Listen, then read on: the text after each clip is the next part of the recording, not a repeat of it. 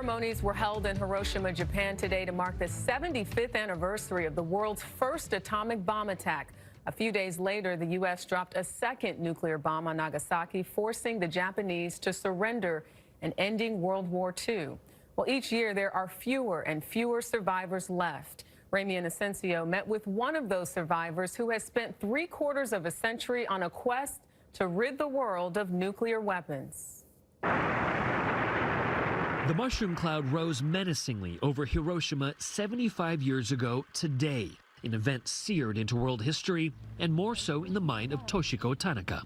She was right under that cloud, just 6 years old, and miraculously survived. I remember the horror of that day, blinding light like thousands of strobe lights, my body thrown to the ground.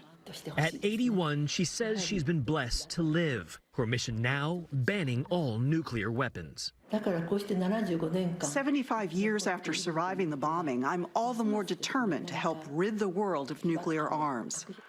What became Hiroshima's ground zero was once its humming commercial district of Nakajima, with city hall, restaurants, and cafes.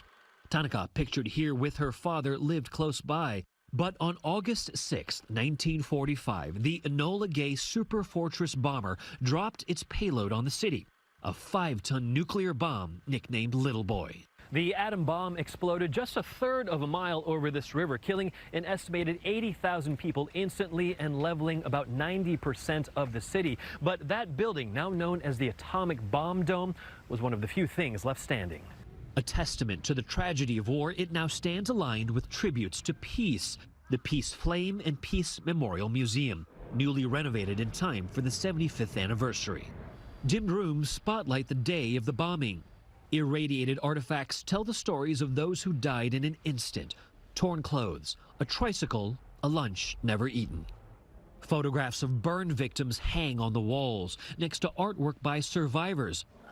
Through her own artwork, Tanaka still processes that fateful day 75 years ago. The United States bombed your city. Do you have any criticism for America? We were full of rage at first, but once we saw the Americans, it was clear they were just like us. Years later, she even met Clifton Truman Daniel, grandson of President Harry Truman, who ordered the bombing. There will be a time in the future when there are no more surviving Hiroshima victims. What do you want the world to remember? Eliminating nuclear weapons is the path to peace, ensuring this tragedy is never repeated. And Tanaka manages one last line in English. Please make many friends from other countries. When you do so, you are moving the world towards peace. A remarkable woman who survived a nuclear bombing, yet still has peace in her heart. For CBS This Morning, Ramy Inocencio, Hiroshima, Japan. 75 years ago, and she's still pushing, right? Yeah, I mean, even just to think of the history there and the people that did survive when 80,000 plus were killed just like that. Great to have Ramy there.